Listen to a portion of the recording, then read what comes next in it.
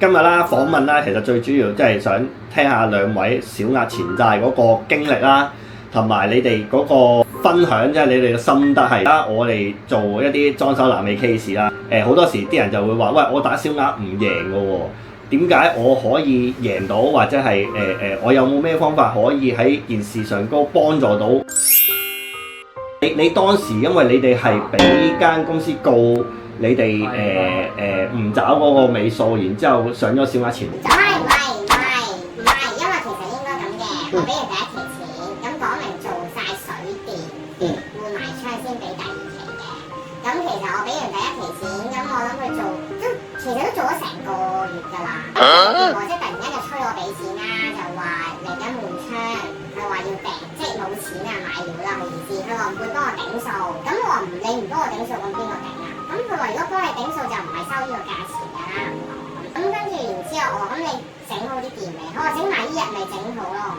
咁其實當時我都未得閒翻嚟睇嘅。咁我好啦，我話我4日後俾你啦。跟住之後我就星期日有翻嚟呢度睇嘅。啲電我又唔係好識啦，咁我咪如常咁俾第二期佢咯。第二日佢就停工啦。點解會去到小額先？即係嗱，因為小額一定係有一個告，一個俾人告㗎嘛。因為咁嘅，因為我俾完第二期錢，佢就停工。咁我就話：哇！我尋日應承咗你幾時俾我都即刻俾你啦。咁我話點解你停工嘅？咁我話如果係嘅，你退翻錢俾我幾多錢？咁佢就捉住咗呢一句，佢就話我違約。所以佢就去咗小額錢債。係啦，即係話我違約啦。我就話喂，因為我係朋友嚟㗎嘛，因為係中間嗰個朋友同佢就好介紹啦，介紹啦。當係介紹咩都好啦。咁我就問佢想了解件事啦。咁我個朋友就話：哇，你哋大家都唔信㗎啦，算啦，即係完咗去計清數啦。咁我話其實咁樣我難你喎。咁我朋友話：你唔好睇到間屋溶爛啊，可能佢整咗好多嘢你唔知嘅。貴在核心裡面啦嚇，即係表面睇唔出嘅。即係佢話因為我唔信佢喎，咁我點樣唔信佢？我係咪有咩誤會啊？我以為個師傅係咪我哋有好多問題問佢，搞到佢唔開心？我係當朋友角度去睇咯。我曾經問過佢個窗會唔會試水，佢竟然可以將呢樣嘢話我哋唔信佢喎。即係問佢個地下可唔可以整平啲啊？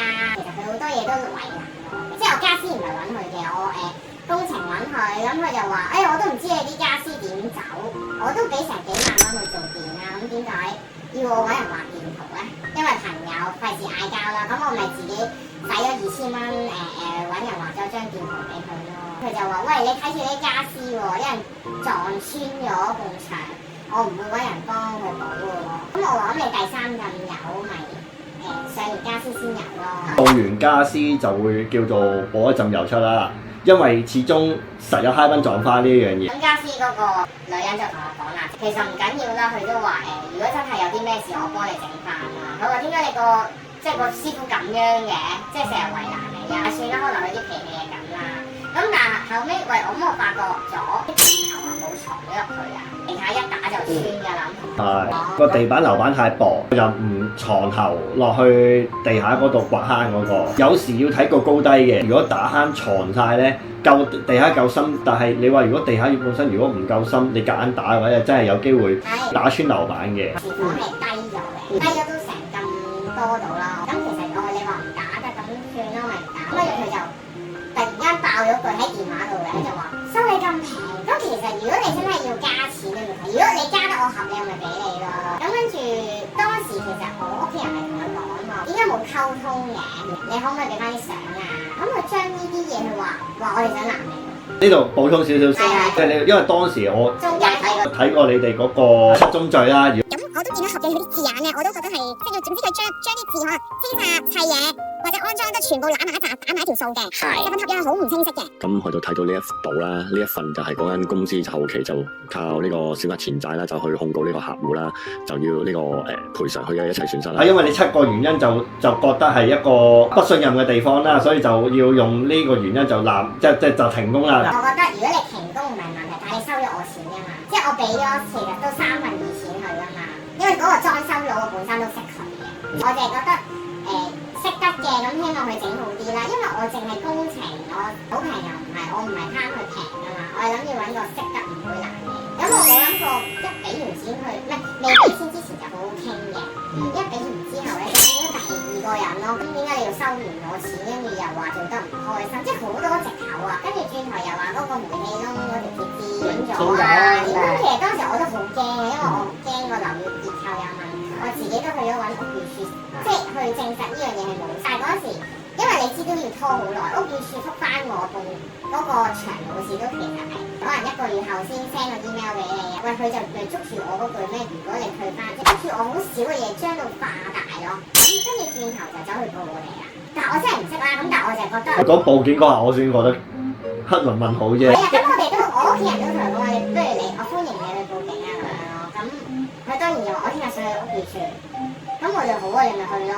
咁其實講真，我仲擔心過你啦，間屋係我噶嘛，係咪先？收你嘅，佢報出嚟做咩咧？咁同埋都報唔到啲乜嘢啦。同埋你就算斷咗又好乜都好，你可以做其他嘢先噶嘛。點解你要收完我錢乜都停工先？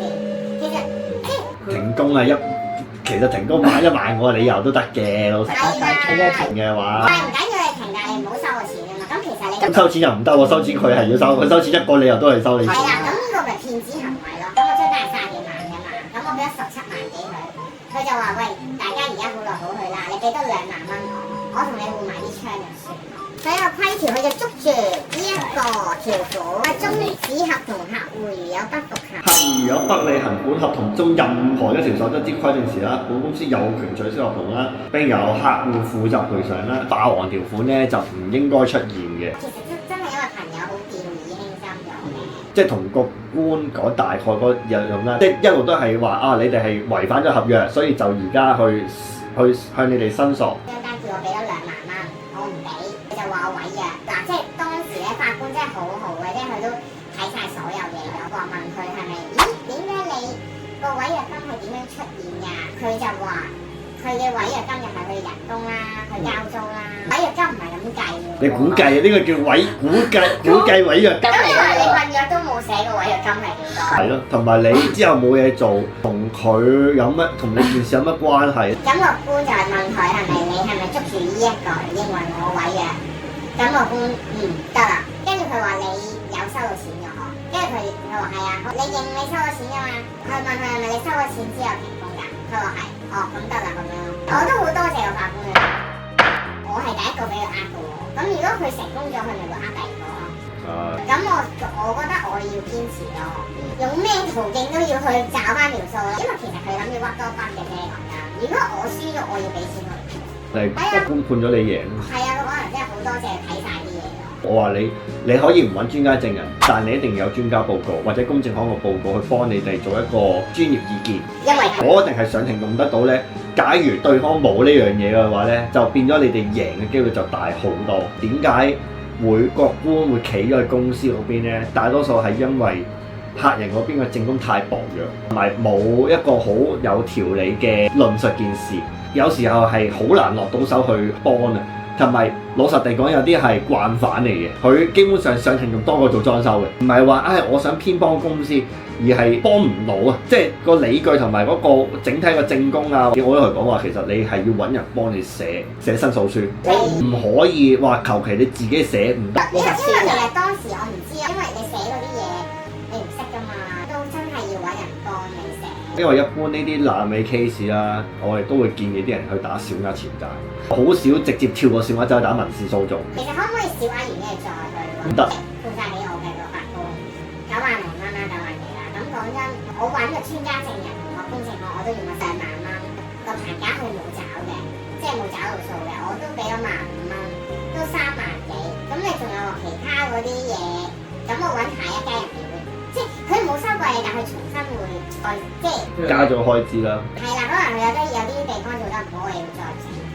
咁我見你都擺晒堆資料出嚟啦，我都循例望下啲內容啦。咁其實都見佢當時好多對話內容佢話呢啲單喎，呢啲係。咁好難喎，唔得喎，手寫喎呢啲，冇公司印又冇成，除非佢證明得到咯，就咁得張 receipt 咁樣。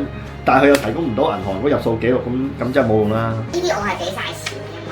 咁佢因為佢中途完結，佢叫我俾多2萬蚊㗎嘛。你都要話俾我聽，你係用咗咩錢先？用咗邊度啦？其實講真，你着個槍19,000，你冇理由收翻我19,000㗎嘛。你要賺錢㗎嘛。咁但係佢咪當時就係發爛渣咯，就問我點解要問佢攞單。而家係因為你停工，你話唔做，咁我咪問你攞翻單咯。其實個法官都問佢嘅，其實你邊份合約係真㗎？又冇某個客簽名咁樣，咁點能夠證明嗰份嘢真定假咧？餘下2個月損失，呢下先好笑。公司工資2個月，哇！咁高人工嘅咩？及公司每月皮費點樣寫？咩叫皮費啊？喂！驗騙到第一被告人嘅反申索勝訴啦，即係基本上等同就係告人嗰個就輸咗，俾人嗰個就去反贏翻，係啊，仲係攞最大嗰個金額添。係咯，所以都證明咗個法官喺呢件事上高都有睇晒你哋啲證供啊嗰啲，即係你大家都睇到啦，份公證嗰報告咁厚啦，咁你可想而知道中間嗰個內容係點樣啦、爛尾啊，佢都有一啲合約單喺裡面嘅，所以呢份專家報告點解咁緊要咧？就係咁解。最緊要有入數記錄咯，所以我自己都同啲客講，我成日話你最緊要 keep 入數記錄啊，播你自己做 record 又好，播你自己第時萬一又真係有咩糾紛都好，你都有個記錄喺大鑊喺手啊嘛。因為其實個法官咧最後都有講嘅，就話因為佢就話個條鐵枝斷咗啦，又話我哋整斷又成啦，咁跟住個法官都有話，咁嗰條鐵枝可唔可以修補？咁因為公證行份嘢係有寫係可以修補啊嘛。咁其實可以修補嘅嘢，點解你要停工咧？即係話佢係一個好多藉口啊，佢停工，其實係再之前佢已經停工啊嘛，未條鐵枝發生，跟住之後咧係點解佢話發現咗條咩鐵枝斷咗咧？係因為我中間有朋友打俾佢嘛，佢就話要收尾數嘛，咁點樣知佢咪就係話嗰條鐵枝斷咗嘅，我唔收你錢啊，個尾數都唔要啊，而家咧你俾多2萬蚊我哋算咯。所以咪好多時點解講話要跟員工個進度去比咯，唔好諗住話朋友介紹，就諗住一炮過俾佢真係7成錢，佢仲大聲過你，佢又可以停工喎，咁基本上即係等同你俾佢操控咗成件事咯。佢嗰個我哋即係第一個嗰個啦，就佢話因為咧我哋要求高，佢話咧而家啲泥水師傅咧唔敢開工，當時同佢傾，咦，即係咪得罪咗你啊？因為我傾同佢傾嘅時候，我其實有錄音㗎，不過我覺得俾錢嗰度好緊要咯，如果你有咁多樣。你個數額唔係細啊！你講緊你唔係買幾百蚊嘅嘢，你買幾十萬嘅嘢啊嘛。其實都幾廿萬㗎啦，如果咁樣整。其實我哋咁樣成日都講啫嘛，你一世人有幾多會使幾廿萬嘅嘢啫？水電你係基礎嘢嚟㗎嘛，咁你水電夾唔好，位置講得唔清唔楚，咁你真係會影響到之後嘅嘢㗎喎。咁我就咁做唔做泥水好咧？如果我做咗泥水，我又冇理由打翻件架出嚟再租我條喉㗎嘛，係咪先？即係就算你問佢10萬樣嘢，佢都會幫你整好佢㗎。有啲師傅其實你唔需要多講，因為嗰樣嘢係一個正常或者標準做法，冇嘢㗎。對於佢嚟講，隔多條坑做一樣嘢，佢下家又好做。我哋成日講下家裝啦，即係下家跟住佢手尾嗰個，例如你條喉撞到鬼5馬6咁樣，我做地台做幾高咧？你呢度又高啲，嗰度低啲，咁我攞邊個嚟做標準咧？呢個就係我哋成日講嗰個，有啲師傅就係會淨係做自己嘅嘢，有啲師傅就係會諗下家會做啲乜嘢，自己應該做啲乜嘢。一槍佢都收我哋2萬幾蚊，因為我成間都係槍，我出邊問過都成4萬啊5萬，咁佢都真係盡量幫我，即係佢有錢賺，但係又唔使話賺到盡。係啦咁樣幫我哋整。好，喂，多謝你哋訪問，同埋都見到你間入到伙都開心嘅。都多謝你。係冇咁講，即係我只係有出魅力啦，同出意見嘅啫。係啦，呢條片我都會放上去啦。當然我都會再剪接嘅，放心，呢段唔出街嘅係啦。另外啦，都想同大家分享下一個消息啦，就係我哋終於成立咗一個叫裝修監察協會啦。咁啊，全名應該係香港裝修監察協會，係啦。咁咧，我哋亦都將會去招收會員啦。咁如果你哋有興趣，又或者係想知道多啲日後，即係如果你話我想了解多啲裝修嘅嘢咧，咁可以加入我哋呢個協會做一個普通會員啦。我哋會搞好多活動啦，包括一啲講座啊，或者一啲裝修分享啦，包括我去講啦，或者有一啲業界嘅師傅或者業界嘅專業人士啦，去分享俾大家聽。如果你做裝修有啲咩需要留意啦，或者係一啲裝修嘅點滴分享啦，咁我哋都會搞呢啲類型活動嘅。我哋都而家正籌備緊一本裝修嘅指引啦，俾大家去睇。咁呢本指引咧係攞嚟做乜嘢咧？